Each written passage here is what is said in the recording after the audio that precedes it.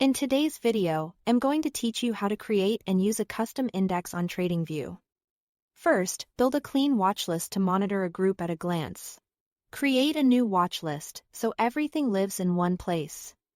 Then head to Products, choose Screeners, and click Stocks. Use the sector filter to select the category you want. From there, add the stocks, ETFs, or currencies you want to track together. This method won't produce a single candlestick chart, but it does let you quickly visualize how the group is doing side by side in the watchlist panel. After filtering, click one result in the screener. Press Ctrl-A to select all and add them to your new list. This is a fast way to seed your watch list with a complete set of symbols. Next, let's create a combined performance line directly on a chart. Open a new chart and click the symbol search box. Type up to 10-20 tickers separated by a plus sign with no spaces.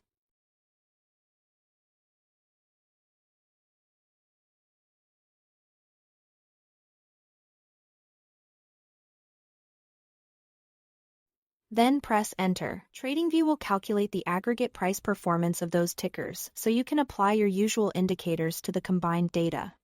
This is great for seeing how a basket behaves as a whole.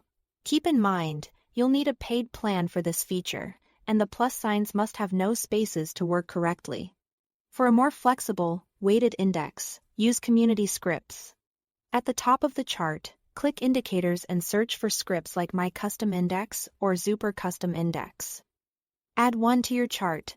These scripts let you include up to 40 symbols. Assign weights as percentages and choose to display the result as a candlestick or a line. After adding the script, open its settings with the gear icon. In the inputs, select the symbols you want. Use the pencil icon next to each symbol field to edit or replace it. Set the weights to reflect your allocation and pick your preferred chart style. Click OK to generate the index on your chart. You'll now have a weighted view that more closely resembles a custom benchmark for your strategy. That's all to it. Thanks for watching.